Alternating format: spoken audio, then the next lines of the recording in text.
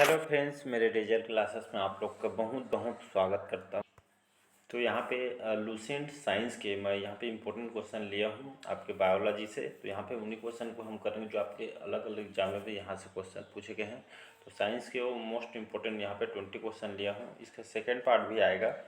तो ये साइंस का बायोलॉजी क्वेश्चन है। तो यहाँ पे आपका साइंस के सिलेबस से आपसे SI मेंस PSC में भी क्वेश्चन पूछा जाएगा। तो सारे क्वेश्चन इम्पोर्टेंट हैं।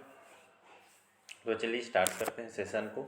और अच्छा लगे चैनल को सब्सक्राइब कर दीजिए, साथ ही साथ शेयर कीजिए और लाइक कीजिए। तो चलिए स्टार्ट करते हैं सेशन को।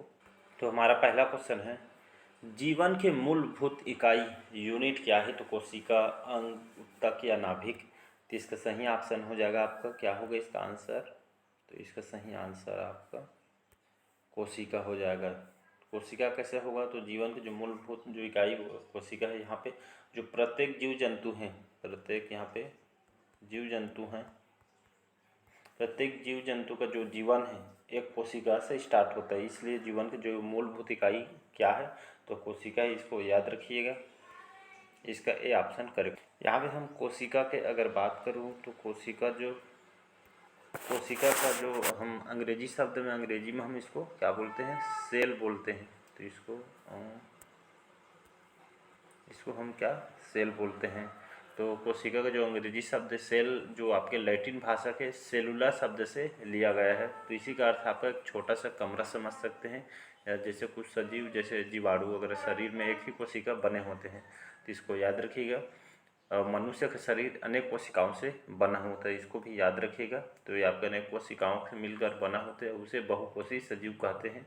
तो इसका जो खोज है आपके रॉबर्ट हुक ने इसका खोज की थी, तो इसको याद रखिएगा। कोशिका की जो खोज है आपके क्वेश्चन पूछा गया है, तो इसको याद रखिएगा। रॉबर्ट हुक जो वैज्ञानिक थे, इन्होंने इसकी कोशिका की खोज इन्होंने, रॉबर्ट हुक जो वैज्ञानिक थे, शोधकर्ता थे, इन्होंने इसकी खोज की थी। तो इसको याद रखिएगा, क्वेश्चन इम्पोर्टेंट है। और जो स्लाइडेन तथा जो स्वान थे, इन्होंने कोशिका का सिद्धांत प्रस्तुति थे। इसको याद रखिएगा, स्लाइडेन और आपका स्वान ने। डबल एस करके ऐसे याद करेंगे तो आपको जल्दी याद होगा। तो स्लाइडेन और स्वान ने कोशिका सिद्धांत इन्होंने दिया था, तो इसको याद रखिएगा। नेक्स्ट क्वेश्चन तरफ बढ़ते हैं।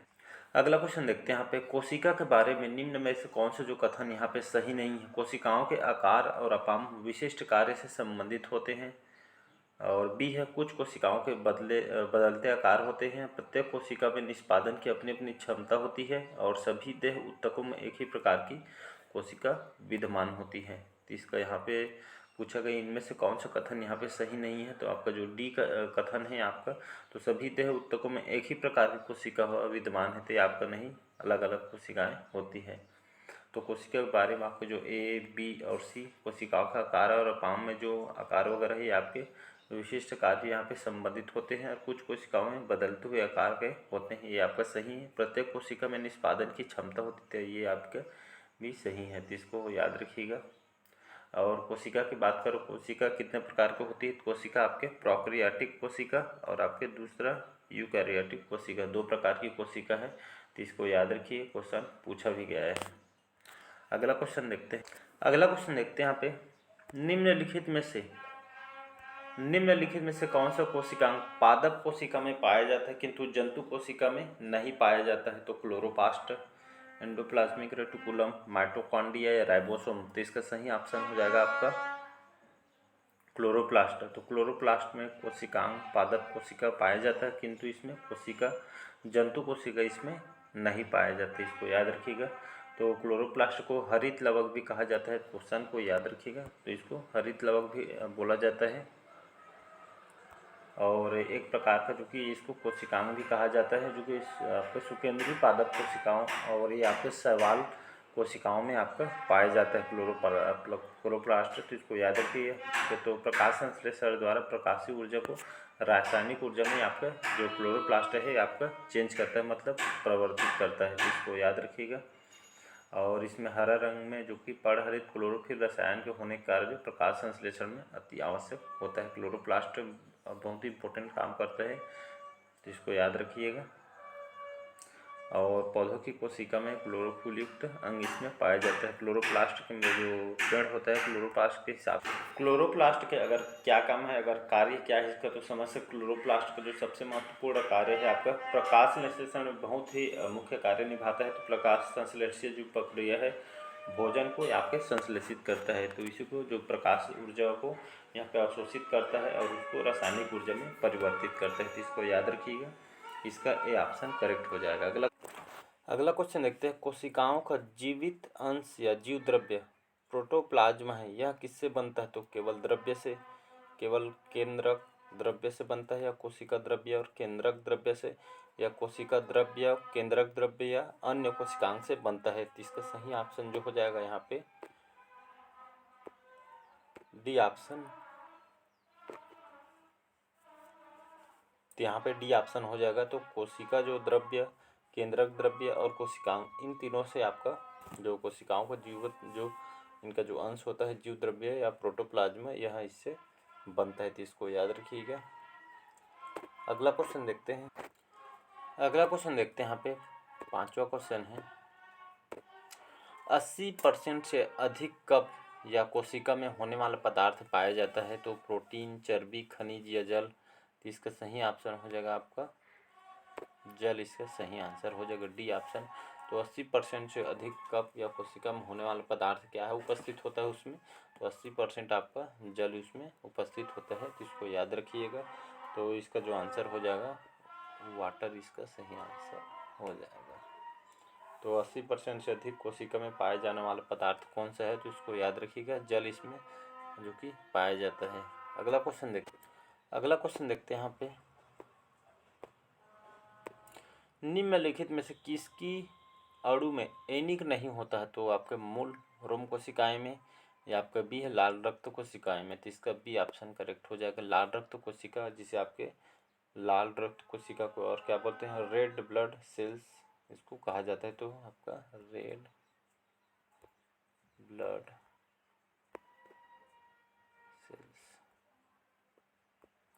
रेड ब्लड सेल्स, तो इसकी जड़ों में एनिक नहीं होता, मतलब यहाँ पे जो लाल रक्त कोशिका है, रक्त की सबसे प्रमुख इसको कोशिका कहा जाता है। इसकी जो कि संख्या जो है आपके सबसे बड़ी मात्रा में वो पूरे रुधिर के लगभग 40% भाग होता है। तो इसको याद रखोगे। तो इसका जो सही ऑप्शन हो जाएगा लाल रक्त कोशिका, इसका सही आंसर हो जाएगा। अगला क्वेश्चन देखते हैं यहाँ पे। निम्नलिखित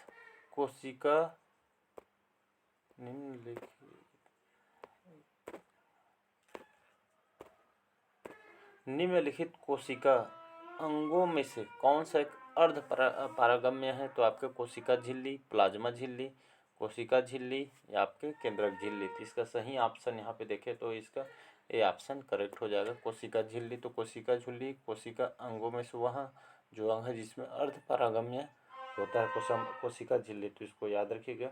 तो सभी कोशिकाओं में एक आवरण पाया जाता है जिसमें आपका जो प्लाज्मा झिल्ली है, प्लाज्मा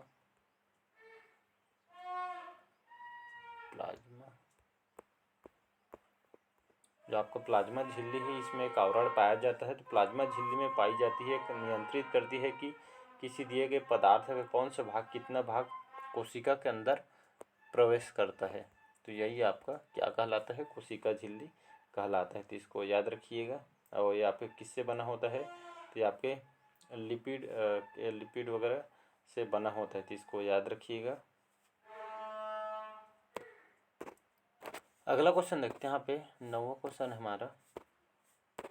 निम्नलिखित में से किसको कोशिका या सेल का पावर प्लांट भी इसको कहा जाता है? तो गाल्जी काय को, माइटोकॉन्ड्रिया, राइबोसोम, लाइसोसोम। तो इसका सही ऑप्शन यहाँ पे हम देखें तो इसका आपका बी ऑप्शन माइटोकॉन्ड्रिया सही आंसर हो जाएगा। तो माइटोकॉन्ड्रिया को कोशिका या सेल का पावर प्लांट इसको कहा जाता है। कई बार इसको क्वेश्चन को पूछा है, तो बहुत बार क्वेश्चन को पूछा है। तो इसको याद रखिए, माइटोकॉन्ड्रिया को कोशिका सेल का पावर प्लांट इसको कहा जाता है। ये आपका यूकैरियोटिक कोशिका है, याद रखिएगा। यूकैरियोटिक कोशिका है। तो इसको याद रखिएगा।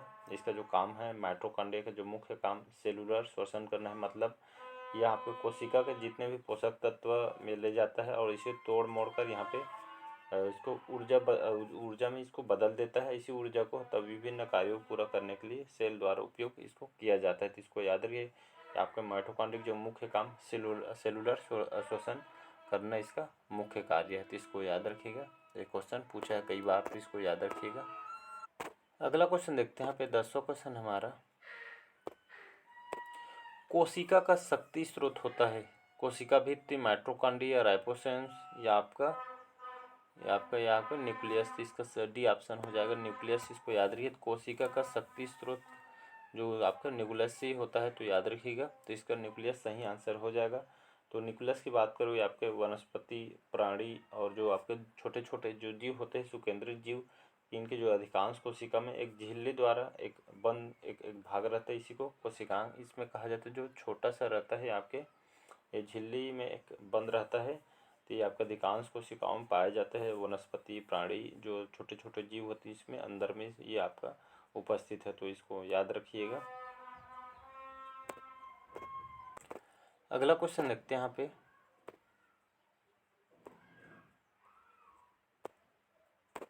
मानव शरीर में मौजूद निम्नलिखित कोशिकाओं में किसमें माइटोकॉन्ड्रिया नहीं पाया जाता है? तो लाल रक्त कोशिका में, यकृत कोशिका में, या मांसपेशी कोशिका में, या आपका श्वेत रक्त में। तो इसका सही ऑप्शन हो जाएगा लाल रक्त कोशिका में। तो मानव शरीर में लाल रक्त कोशिका में इसमें कि आपके माइटोकॉन्ड्रिया है आपके इसमें उपस्थित नहीं होता है, तो इसको याद रखिए। लाल रक्त कोशिका ये आपके, इसको हम आरबीसी कहते हैं, रेड ब्लड सेल के नाम से इसको जानते हैं। रेड ब्लड सेल इसको कहा जाता है। तो रक्त में मौजूद जो लाल रक्त कोशिका यानी आरबीसी की जो संख्या आपके वृद्धि कमी को नापने के लिए लाल रक्त कोशिका की गिनती होती है, तो इसको याद रखिएगा। तो हमारे खून में अगर लाल रक्त कोशिका या आरबीसी में वृद्धि को पॉलीसिथेमिया कहलाता है, और इसी को जब कमी होता है, जिसको हम किस नाम से जानते हैं? जिसको हम एनीमिया के नाम से इसको हम जानते हैं। एनीमिया के नाम से इसको हम जानते हैं। तो अगर बढ़ता है लाल रक्त कोशिका तो आपको पॉलीसिथेमिया, और कम होता है इसको हम एनीमिया के रूप में जानते हैं, तो इसको याद रखिएगा। तो इसका लाल रक्त कोशिका को याद रखिएगा। तो हमारे शरीर में हम देखेंगे तो ये आपका जो माइटोकॉन्ड्रिया है आपके, माइटोकॉन्ड्रिया आपके आरबीसी, रेड ब्लड सेल्स इसमें नहीं पाया जाता, मतलब लाल रक्त कोशिका में आपका नहीं पाया जाता है माइटोकॉन्ड्रिया। ये आपका किस में पाया जाता है? तो आपके श्वेत डब्ल्यूबीसी श्वेत रक्त कोशिका में पाया जाता है, तो इसको याद रखिएगा। अगला क्वेश्चन देखते हैं। खाली स्थान में से कोशिका का नियंत्रक केंद्र होता है। कोशिका का नियंत्रक केंद्र कौन होता है? तो आपका केंद्रक होता है, तो इसका सही आंसर ए ऑप्शन हो जाएगा। इसका ए ऑप्शन राधे। केंद्रक जो है आपके किस में उपस्थित होता है? वनस्पति है, जिसमें प्राणी जो छोटे छोटे जीव होते हैं, इसमें कोशिका में एक झिल्ली द्वारा बंद रहता है, तो इसी भाग को यहाँ पे केंद्रक कहा जाता है। केंद्रक आपके छोटे छोटे जीव प्राणी वगैरह में पाई जाती है, तो इसको याद रखिएगा। ये आपके जो स्तनधारी जो जीव होते हैं, इसमें लाल रक्त कोशिका में कोई भी केंद्रक नहीं होता है, तो इसको याद रखिएगा। अगला क्वेश्चन तरफ बढ़ते हैं। 13 क्वेश्चन हमारा, निम्नलिखित की कोशिका सूक्ष्मतम जीवित कोशिका, मतलब सूक्ष्म जीव कौन सा है इसमें? कोशिका का सूक्ष्मतम जीव कोशिका कौन सा है? तो bacterium, bread mould, mycoplasma, virus. इसका सी ऑप्शन हो जाएगा। माइकोप्लाज्मा जो है आपके कोशिका का सूक्ष्मतम जीवित कोशिका इसको कहा जाता है। इसका जो आकार है आपके 10 यहाँ पे मिलीलीटर के भाग होता है, तो इसको याद रखिए। इसका सबसे छोटा आकार है। ऐसे जीवधारी होते हैं जिनमें कोशिका भित्ति अगर इसमें नहीं पाई जाती, तो इसको याद रखिएगा। कोशिका भित्ति इसमें उपस्थित नहीं होती है। ये आपका माइकोप्लाज्मा जो कि सबसे सूक्ष्म सजीव होते हैं, सबसे सूक्ष्म आपको ऐसे नहीं दिखेगा, ये आपको माइक्रोस्कोप में आपको देखेंगे तो आपसे पता चलेगा। तो इसका साइज 10 मिलीमीटर के हिसाब से होता है, तो इसको याद रखिए। सबसे छोटा आकार सूक्ष्म जीव अगर कहे तो आपका माइकोप्लाज्मा होता है। इस माइकोप्लाज्मा जो कि तापमान, दाब उत्पन्न करने की क्षमता भी इसमें माइकोप्लाज्मा में होती है, इसको याद रखिएगा। तो इसका माइकोप्लाज्मा को याद रखिए। सूक्ष्मतम जीवित कोशिका आपका माइकोप्लाज्मा है। अगला क्वेश्चन देखते हैं यहाँ पे, डीएनए का संबंध जिस अतिमूल प्रोटीन से है उसे क्या कहते हैं? तो आपका गैर एल्ब्यूमिन, हिस्टोन, गैर हिस्टोन, एल्ब्यूमिन। तो इसका सही ऑप्शन हो जाएगा हिस्टोन। इससे कार्य क्या है? कार्य की बात करूँ तो डीएनए का जो संबंध आपके हिस्टोन से अतिमूल प्रोटीन होते हैं उसे क्या कहते हैं? तो जो डीएनए का जो आपका गुणसूत्रों का ये आपका आकार देने में जो गुणसूत्र होते हैं इनको आकार देने में मदद करता है, साथ ही साथ जीन की गतिविधि को भी ये आपका नियंत्रित करती है। तो ये आपके हिस्टोन जो प्रोटीन है इसका मुख्य जो प्रोटीन युक्त होती है, और आपका जो हिस्टोन से प्रोटीन होते हैं तो इसको याद रखिएगा। और आपका जो माइटोकॉन्ड्रिया झिल्ली में आपका उपस्थित होता है हिस्टोन, तो इसको याद रखिएगा। तो हिस्टोन आपका वो प्रोटीन हो जो आपके माइटोकॉन्ड्रिया झिल्ली में उपस्थित होता है। हिस्टोन में प्रोटीन होते हैं जो डीएनए के साथ संगुणन के केंद्र में मौजूद होते हैं। तो इसको याद रखिए, हिस्टोन प्रोटीन होते हैं और साइटोसोल लिपिड के साथ ही आपके संबंध होते हैं, तो इसको याद रखिएगा। तो हिस्टोन जो प्रोटीन है आपके खास करके डीएनए से जुड़ा हो। अगला क्वेश्चन देखते हैं, निम्नलिखित में से किस एक कोशिकीय कोशिकांग समूह में डीएनए होता है? तो इसका सही ऑप्शन यहाँ पे देखेंगे तो सूत्रकणिका, केंद्रक, हरित लवक, इन तीनों का कोशिकांग समूह में डीएनए में पाया जाता है। तो इसको याद रखिएगा, हरित लवक, केंद्रक, सूत्रकणिका, तो आप डीएनए में उपस्थित होता है। अगला क्वेश्चन देखते हैं यहाँ पे,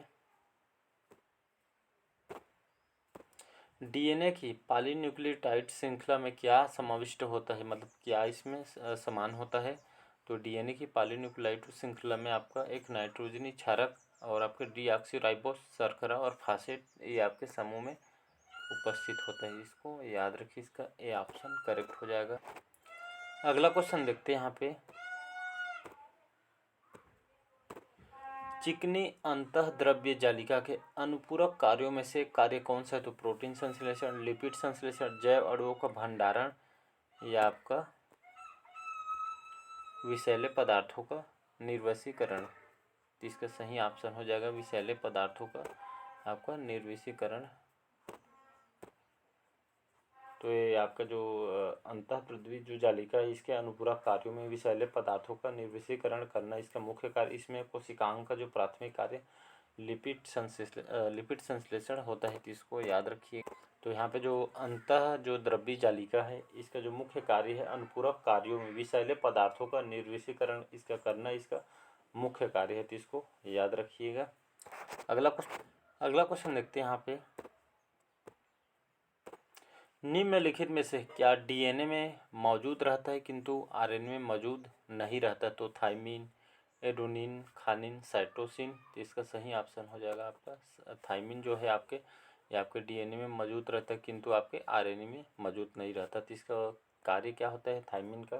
तो थाइमिन इसको हम विटामिन B1 के नाम से इसको हम जानते हैं थाइमिन। तो इसका इसको जब पूछा भी गया है तो शरीर में क्या काम करता है, तो शरीर में जो मौजूद जो जितने भी कार्बोहाइड्रेट है तो उसको ऊर्जा में बदलने का काम करता है। तो जितने भी आपके आपके शरीर में मौजूद जो कार्बोहाइड्रेट को ऊर्जा में बदलने के काम करती है आपके थाइमिन, जिसे विटामिन B1 भी हम कहते हैं आपके।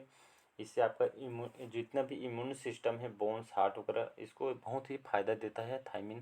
तो इसको याद रखिएगा, इसको B1 के नाम से भी इसको जाना जाता है। अगला क्वेश्चन देखते हैं यहाँ पे, आरएनए का प्राथमिक कार्य क्या होता है? तो आपको प्रकाश संश्लेषण, आरएनए प्राकृतिक बनाना या डी है, इनमें से कोई नहीं। तो आरएनए का या प्राथमिक कार्य क्या है, तो इसका मुख्य कार्य क्या होता है? तो आरएनए का जो मुख्य कार्य यहाँ पे जो इसका मुख्य कार्य है प्रोटीन संश्लेषण में सहायता करने इसका मुख्य कार्य है, तो इसको याद रखिएगा। तो आपके जो आरएनए का जो प्रोटीन संश्लेषण में सहायता करने इसका मुख्य है, तो इसको याद रखिएगा। अगला क्वेश्चन देखते हैं, अगला क्वेश्चन है लास्ट क्वेश्चन है, फिर हम अगले पार्ट में बाकी क्वेश्चन को करेंगे, वीडियो लंबा हो जाएगा इसलिए। राइबोसोम क्या होते हैं या राइबोसोम क्या कार्य क्या होते हैं? तो राइबोसोम होते हैं आपके डीएनए प्रोटीन संश्लेषण, प्रोटीन्स या अनुवाद। तो इसका सही ऑप्शन हो जाएगा प्रोटीन संश्लेषण, इसका बी ऑप्शन करेक्ट आंसर हो जाएगा। तो राइबोसोम्स आपके प्रोटीन संश्लेषण होते हैं, तो इसको याद रखिएगा। तो जो राइबोसोम्स होते हैं इसको प्रोटीन कारखाना भी इसको कहा जाता है, याद रखिएगा। प्रोटीन कारखाना। तो राइबोसोम्स को कोशिका का प्रोटीन कारखाना भी इसको कहा जाता है, तो इसको याद रखिएगा। तो ये आपके जो आपके सजीव कोशिका के कोशिका द्रव्य स्थित बहुत ही सूक्ष्म कण होता है। इस आपके माइक्रोस्कोप से यहाँ पे देखें तो ये आपको दिखाई देगा, एकदम बहुत ही सूक्ष्म छोटे छोटे कण होते हैं। तो सूक्ष्म कण के होते हैं जिनके प्रोटीनों के संश्लेषण में ये आपका बहुत ही महत्वपूर्ण कार्य करता है। राइबोसोम्स को याद रखिएगा। तो आपके कोशिका का इसको प्रोटीन कारखाना भी इसको कहा जाता है, राइबोसोम को। तो इसको जो भी ऑप्शन याद रखिएगा। तो आज का सेशन कैसे लगा कमेंट करके ज़रूर बताइएगा। अगर पहले बार आए हैं तो चैनल को सब्सक्राइब करके इसको रख लीजिएगा ताकि नोटिफिकेशन आप तक पहुंच पाए। तो इसका नेक्स्ट पार्ट मैं जल्द लाऊंगा। तो चैनल को अच्छा लगे चैनल को सब्सक्राइब कर दीजिएगा, लाइक कीजिए और ज़रूरतमंदों तक शेयर कीजिए ताकि उन लोग भी इसका लाभ उठा पाएँ। चलिए, थैंक यू।